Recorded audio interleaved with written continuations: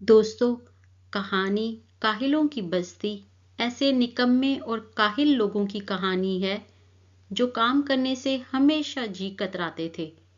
اپنا کام کاج تو کیا، وہ دوسروں کی مدد تک نہ کرتے تھے۔ اسی سستی اور کاہلی کی وجہ سے وہ دوسری بستیوں کے مقابلے میں کم تر تھے۔ نہ تو وہ لوگ خوشحال تھے اور نہ ہی صفائی پسند، وہ تو بس سست لوگ تھے۔ بستی میں جگہ جگہ پھیلی ہوئی گندگی اور کوڑے کرکٹ کی وجہ سے وہ اکثر و بیشتر بیماریوں کا بھی شکار رہتے۔ علاوہ ازیں اس بستی کے لوگوں کا مزاج اور عادات کیا تھیں، یہ تو کہانی دیکھ اور سن کر ہی آپ کو معلوم ہوگا۔ تو چلیے شروع کرتے ہیں کہانی کاہلوں کی بستی کا پارٹ 1۔ یہ دنیا عجیب و غریب چیزوں کا مجموعہ ہے۔ اس میں رہنے والے بھی بعض اوقات عجیب و غریب عادات و اطوار کے مالک ہوتے ہیں۔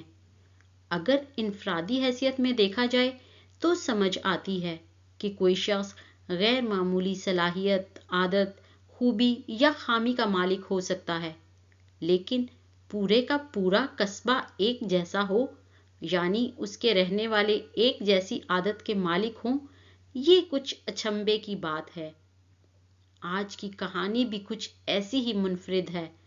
یہ ایک ایسی بستی کی کہانی ہے جس میں ایک دو نہیں بلکہ پوری بستی ہی کاہل اور سست لوگوں کی تھی، جو نہ تو کام کرنا پسند کرتے تھے اور نہ ہی کام کاج میں کسی کی مدد کرتے تھے۔ تو کہانی کچھ یوں ہے کہ ایک دفعہ کا ذکر ہے کہ وسطی ایشیا میں ایک ایسی بستی موجود تھی جہاں کے سب لوگ سست اور کاہل تھے۔ وہ بستی کاہلوں کی بستی کے نام سے مشہور تھی۔ لوگوں کو کام کاج سے کوئی رغبت نہ تھی، لوگ آرام طلب تھے، محض ضرورت کے وقت کچھ کام کرتے اور باقی کا سارا وقت اپنی سستی اور کاہلی کی وجہ سے ضائع کر دیتے۔ بستی کے کسان محض اتنا غلہ اگاتے جو صرف اس بستی کی ضرورت کے لیے ہوتا۔ اگرچہ زمین زرخیز تھی، اگر وہ کچھ زیادہ محنت کرتے تو اس بستی کو اپنے ملک کی سب بستیوں سے زیادہ خوشحال بستی بنا سکتے تھے۔ فالتو کا غلہ بیچ کر اپنی آمدنی میں بے تحاشا اضافہ کر سکتے تھے، مگر کہاں!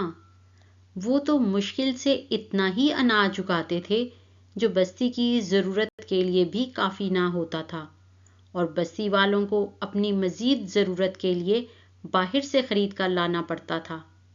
یہی حال دوسرے پیشے کے لوگوں کا بھی تھا، جن میں بڑھئی، لوہار، سونار، ترکھان وغیرہ سب شامل تھے۔ کاہلی اور سستی وہاں رہنے والے سب لوگوں کا قومی شعار بن چکی تھی۔ بستی کے سست اور کاہل لوگ اپنے گھروں، گلی محلوں اور علاقے کی صفائی ستھرائی کی طرف بالکل توجہ نہ دیتے تھے۔ گھروں میں موجود عورتیں نہ تو اپنے گھروں سے ملحقہ جگہوں کو صاف کرتیں اور نہ ہی گلی اور محلے کو صاف رکھا جاتا۔ بستی میں ہر طرف کچرا اور گند بکھرا نظر آتا تھا۔ کچرے سے بدبو اٹھتی اور تعفن پھیلاتی، مگر اس بستی کے لوگوں کو اس گندگی سے کوئی فرق نہ پڑتا تھا، جبکہ بستی کے عام لوگوں کے برعکس بستی کا سردار صفائی پسند اور چست انسان تھا۔ وہ اکثر و بیشتر بستی کے لوگوں کو صفائی کی رغبت دلاتا، مگر اس کی ہر کوشش بے سود رہی۔ بستی کے کسی بھی شخص پر ذرا بھر اثر نہ ہوا۔ سردار نے بعض اوقات گلی اور محلوں میں صفائی مہم بھی چلائی، جس میں گنتی کے چند لوگ حصہ لیتے اور 1 یا 2 دن بعد وہ بھی کام نہ کرتے، اور یوں یہ مہم بھی ناکام ہو جاتی، اور پھر دیکھتے ہی دیکھتے گندگی اور کوڑے کے ڈھیر اور جھاڑ جھنکار پہلے کی طرح نظر آنے لگتا، جو دیکھنے میں آنکھوں کو بھی برا لگتا اور بیماریاں پھیلانے کا باعث بھی بنتا۔ ایک دن اس بستی میں ہوا کا شدید طوفان آیا۔ طوفان تو تھم گیا، لیکن بستی کی حالت پہلے سے بدتر ہو گئی، کیونکہ مختلف جگہوں پر پڑا رہنے والا کچرا اب ہر طرف بکھرا ہوا نظر آ رہا تھا۔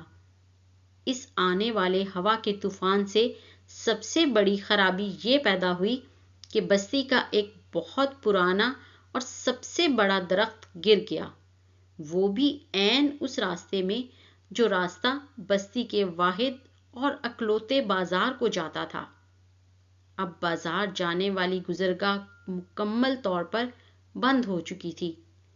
اب ہونا تو یہ چاہیے تھا کہ بستی کے لوگ اور بازار کے دکاندار سب مل کر اپنی مدد آپ کے تحت اس گرے ہوئے درخت کو راستے سے ہٹا کر راستہ صاف کرتے، تاکہ لوگوں کو آمد و رفت میں آسانی ہو۔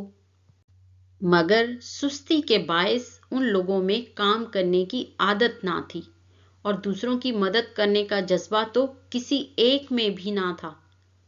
اگلی صبح جب لوگ اٹھے اور اپنے معمولات زندگی شروع کیے تو معلوم ہوا کہ طوفان کے باعث درخت گرنے کی وجہ سے بازار جانے والا راستہ تو مکمل طور پر بند ہو چکا ہے، اور کوئی دوسری گزرگاہ اور متبادل راستہ بھی نہیں جس کے ذریعے بازار تک پہنچا جائے۔ صبح سویرے سب سے پہلے اس راستے پر قصاب وہاں گرے ہوئے درخت کے پاس پہنچا۔ وہ 2 بکروں کو رسی کے ساتھ پوری قوت سے کھینچ رہا تھا، جن کو ذبح کر کے اس نے آج کا سارا دن گوشت بیچنا تھا۔ جب اس نے بازار کے راستے میں گرا ہوا بڑا درخت دیکھا جس نے گزرنے کی کوئی گنجائش نہ چھوڑی تھی، تو تھوڑی دیر کھڑا ہو کر وہ گرے ہوئے درخت کو دیکھ کر سوچتا رہا۔ پھر خود سے بولا، یہ میرا مسئلہ نہیں، درخت راستے میں پڑا ہے تو پڑا رہے، مجھے تو جا کر اپنی دکان کھولنی ہے اور دن بھر گاہکوں کو گوشت فروخت کرنا ہے۔ جن لوگوں کو اسے ہٹانے کی ضرورت محسوس ہوگی وہ اسے خود ہٹا لیں گے۔ قصاب کو جانے کے لیے راستہ تو نہ ملا، لہٰذا وہ جیسے تیسے دونوں بکروں کے ساتھ درخت کے اوپر سے تنے اور شاخوں کو پھلانگتا ہوا درخت کے دوسری جانب پہنچ گیا اور اپنی دکان کا رخ کیا۔ اب لوگوں کی آمد کا سلسلہ شروع ہو گیا تھا۔